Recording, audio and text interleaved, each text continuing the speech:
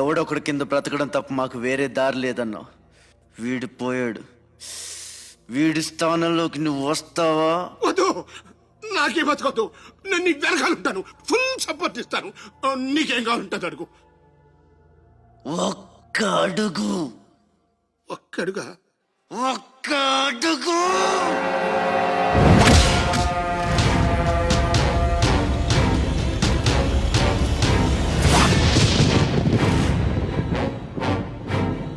ఇది port area, నా వాళ్ళు బతుకుతున్న ఏరియా. ఇదే నేల మీద ఏళ్ల తరబడి గంజికేడ్చాం, గుడ్డకేడ్చాం, కడుపు మాడితే కన్నీళ్లు మింగి బతికాం. ఆ కన్నీళ్లు ఇప్పుడు మండాయి. ఎవడైనా వస్తే మాడిపోతారు. వాడిపోతే వీడు, వీడిపోతే నేను, నేను పోతే నా అమ్మ మొగుడంటూ ఎవరైనా అధికారం కోసం ఎగబడితే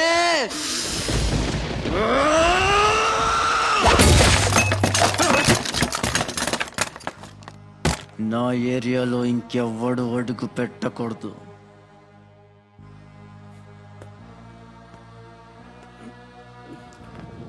అప్పలనాయుడు దాదాగిరికి వచ్చిన, దౌర్జన్యానికి వచ్చిన, గూండాయిజానికి వచ్చిన, గ్రూపులు కట్టడానికి వచ్చిన, రాజకీయంతో వచ్చిన, రౌడీయిజంతో వచ్చిన, ఓటు కోసం లెక్కన పోర్టుకి బలవుతాయి.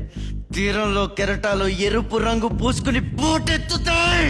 అగ్నిస్ఖలన సందర్భ వర్గ ప్రళయ రథ ఛత్రపతి మధ్యందిన సముద్యత్కిరణ విద్యుద్యుమణి ఖని ఛత్రపతి గచ్చంత జను తద్దింతిరణ దిందిం తహిత నట ఛత్రపతి ఉర్వీ వలయ సంభావ్య వర స్వచ్ఛంద గుణధీ.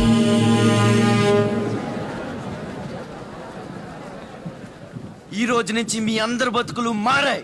రౌడీలకు సెల్యూట్లు, లీడర్లకు జిందాబాదులు కొట్టే బానిస బతుకు చచ్చింది. ఒంటి మీద దెబ్బ పడితే దులిపేసుకుని, మొహం మీద ఉమ్ము పడితే తుడిచేసుకుని వెళ్లే పిరికితనాన్ని సమాధి చేయండి. ఇక మీద మీరు కళ్ళు దించుకునేది నేలను చూడడానికి, కాళ్ళకు మొక్కడానికి కాదు. తల దించుకోవాల్సింది తప్పు చేసినప్పుడు, తప్పుడు నా కొడుకులకు కాదు. ఇక నుంచి పని మనది, ఫలితం మనది, పెత్తనం మనది. ఈ పోరాటం బలి కోరితే మీ అందరి ముందు నేనుంటా. మీ కష్టం వస్తే కారే కన్నీటి బొట్టునవుతా, కడుపు కాకలేస్తే కంచంలో కూడినవుతా, కొట్లాటకొస్తే ఎత్తిన చేతిని నరికే కత్తినవుతా. మీ అమ్మ నిన్ను తన కోసం కనలేదురా, జనం కోసం కంది. నువ్వు శివాజీవి కాదురా, నీ చుట్టూ ఉన్న వాళ్ళ కోసం పుట్టుకొచ్చిన ఛత్రపతివి. తిప్పరామేశం. సార్ 15 రోజుల నుంచి పోర్చేరి అట్టుడికిపోతుంది. కాట్రాజ్ మీద దాడి, మాఫియా లీడర్ బాజీరావు మర్డర్. దీని మీద మీ స్పందన? ఛత్రపతి అని ఇంకో కొత్త లీడర్ పుట్టుకొచ్చాడు కదా, అతని మీ సపోర్ట్ ఉందని బయట అనుకుంటున్నారు. దీని మీద మీ కామెంట్? సార్, జరిగిందంతా ఒక ఎత్తు. ఇప్పుడు బీహార్ నుంచి రాజ్ బిహారీ వస్తాడు. అప్పుడేంటి మీ పొజిషన్? వాడమ్మ మొగుడు రాని ఏం బిగుతాడో చూద్దాం అన్నారు సార్. What is this? అక్కడ పేషెంట్ కండిషన్ సీరియస్ గా ఉంటే మధ్యలో మీ న్యూసెన్స్ ఏంటి? This very irresponsible behaviour. Please go back, go back. అందరు వెళ్ళిపోయారండి, ఇక తమరు లేగొచ్చు. ఓరి నాయను, ఆ బాజీరావు గారు చచ్చిపోతే సమ్మగా ఉంటది కదా అనుకున్నా. ఇప్పుడు తెలుస్తుందిరా కింద మంట. అయినా ఇదేంట్రా, ముందేమో ఆ ఛత్రపతి గడు అడుగు, వెనకేమో ఆ బీహారుడు అడుగు. ఎవడు తొక్కిన పచ్చడైపోయేది మన. Come in doctor Vihari. బిహారీ కాదండి, విహారీ. డాక్టర్ విహారీ ఆయన. వారిని అమ్మ కడుపు మాడ. డాక్టర్, ముందు ఆ పేరు మార్చుకోవయ్యా. సౌండ్ తగిలితే గ్రౌండ్ పగులుతుంది ఇక్కడ. ఎలా సెక్రటరీ, ఒక 4 నాళ్ళ పాటు నేను కదలలేని, మాట్లాడలేని స్థితి. నా పెళ్ళాం గాని, పిల్లలు గాని, సీఎం గాని, పిఎం గాని నాకు ఫోన్ చేస్తే నువ్వు ఇవ్వద్దు.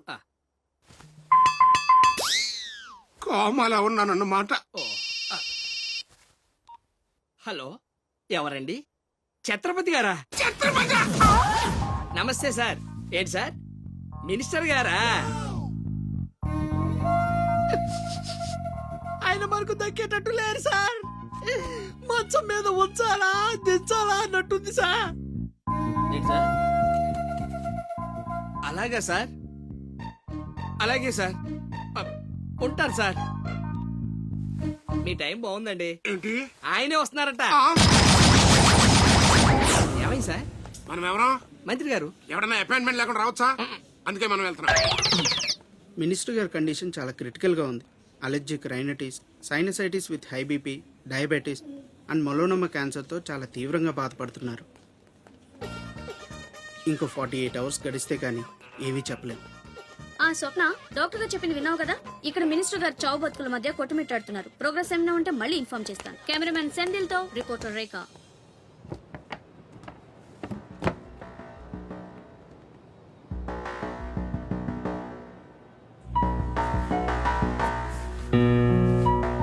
ఇక నుంచి ఇక్కడ అన్ని వ్యాపారాలు, కాంట్రాక్ట్లు సిన్సియర్గా జరగాలి. చిన్నపిల్లలతో స్మగ్లింగ్, ఇల్లీగల్ బిజినెస్లు మొత్తం బంద్ అయిపోవాలి.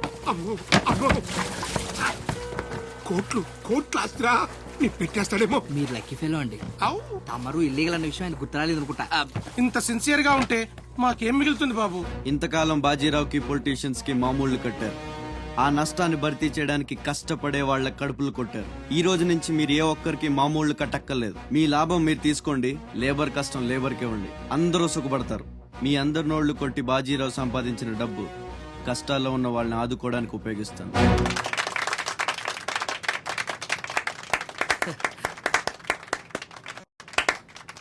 మినిస్టర్ గారు 2 చేతులు కలవడానికి మొండికేస్తున్నట్టున్నాయి. అదే రాజకీయం కదా, హ్యాండిల్ మధ్యన కోఆపరేషన్ తక్కువ. ప్రజాసేవకంటూ దిగిన తర్వాత మాకు మిగిలి చచ్చేది ఏముంటది బాబు? మోకాళ్ళ పైకి పంచి, భుజం మీద ఒక తుండు, చేతిలో ఒక కర్ర, ఊరు మధ్యలో ఒక సిమెంట్ విగ్రహం. అంతే అంతే అంతే.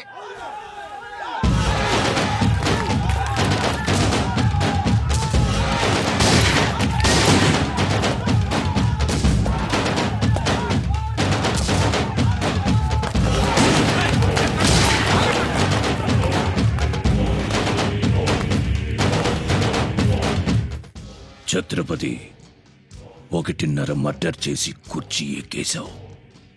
దాంట్లో కూర్చోలేవు. నీ వల్ల కాదు. లేబర్ చల్లగా ఉండాలనుకునేవాడు లీడర్ కాలేడు.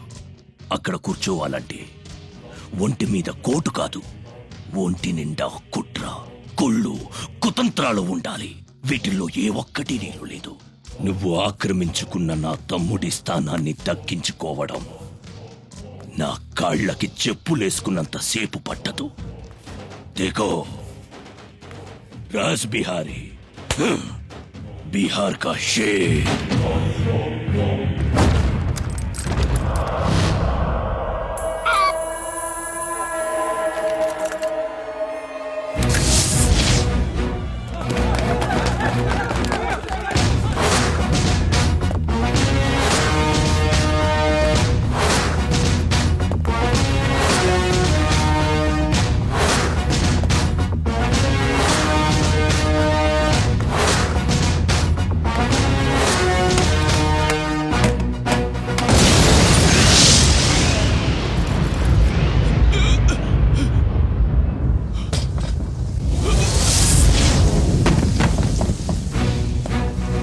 రౌడీజం నీకు సగమే తెలుసురా. చంపడం, చావడం నీకు తెలీదు. దానికి దమ్ము ఇక్కడ ఉండాలిరా, ఇక్కడ. భయంతో వెనకడిగేసినప్పుడే సగం చచ్చావు. ఇంకేం పీకుతావురా? చెల్ బేసాలే చెల్.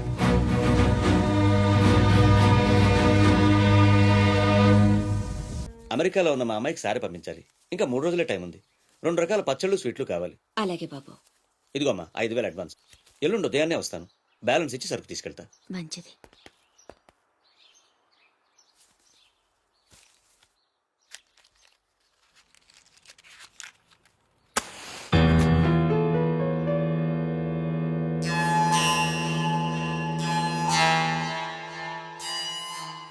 చిన్న, బస్ స్టాండ్ లో పార్కింగ్ కాంట్రాక్ట్ తీసుకుంటానన్నా, ఏమైందన్నా? ట్రై చేస్తున్నానమ్మా. ఎల్లుండికి 10,000 వస్తాయి. అవసరమైతే కట్టే. నేను ఒక్కదాన్నే కష్టపడలేకపోతున్నానురా.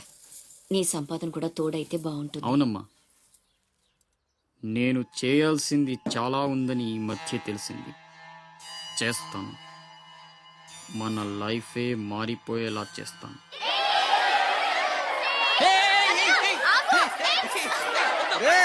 అందరూ ఇక్కడ ఓలి ఆడుకుంటుంటే మీరు అక్కడేం చేస్తున్నారా? కిందకి రండి. వస్తావా? నన్ను అక్కడికి రమ్మంటావా? అద్దిరా, వెళ్ళి లాక్కురండి ఇక్కడికి. నా మాట విని ఒక్క నిమిషం. అనవసరంగా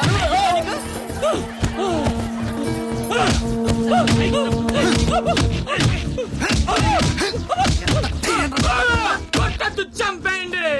నా లాంటోడు బతకూడదు, నన్ను చంపేయండి. ఆ అమ్మాయిని అల్లరి పెట్టడానికి రాలేదు, చచ్చే ముందు కాళ్ళు పట్టుకొని క్షమాపణ అడగాలని వచ్చాను. నేను చేసిన తప్పు తెలిసి మా అమ్మ గుండెకి చచ్చిపోయింది.